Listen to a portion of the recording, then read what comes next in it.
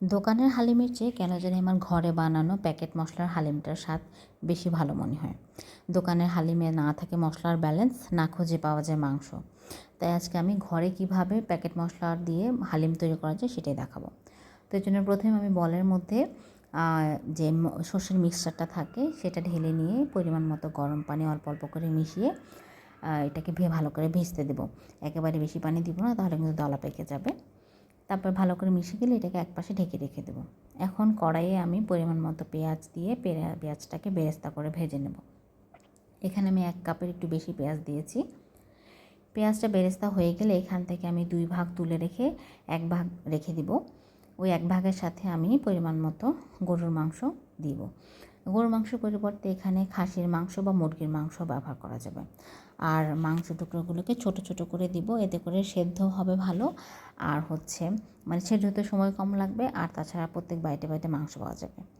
তারপর মাংসগুলো পেঁয়াজের সাথে মিশিয়ে আমি প্যাকেট যে মশলাটা আছে সেটাও ভালো করে মিশিয়ে একটু কষিয়ে নেব। ঢেকে কিছুক্ষণ রান্না করে এখানে পরিমাণ মতো গরম পানি দিব।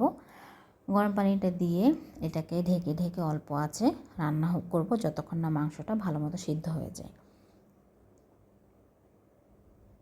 মাঝে মাঝে ঢাকনা তুলে নেড়ে দেবো যেন নিচে লেগে না যায়। যখন মাংসটা মোটামুটি সিদ্ধ হয়ে যাবে তখন এখানে আমরা আমাদের ভিজিয়ে রাখা সর্ষের মিক্সচারটা দিয়ে দেবো। মিক্সচারটাকে প্রথমে ভালো করে মশলা এবং মাংসের সাথে মিশিয়ে নেব। তারপরে এখানে পরিমাণ মতো অল্প অল্প করে পানি অ্যাড করে একটা স্মুথ টেক্সচার আসা পর্যন্ত মিশিয়ে নেব নেড়ে চেড়ে।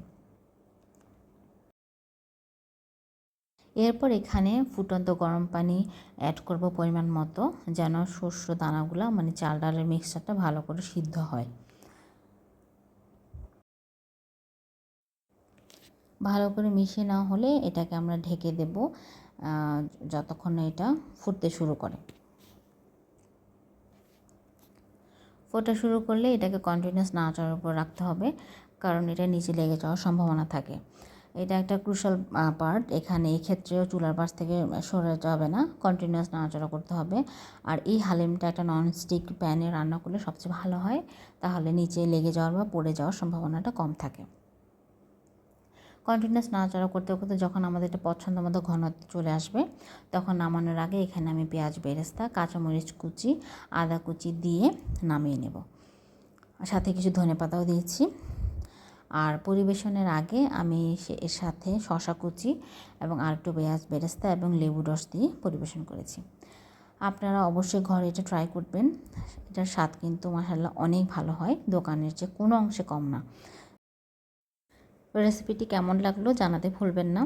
সবাই ভালো থাকবেন। ধন্যবাদ। আসসালামু আলাইকুম।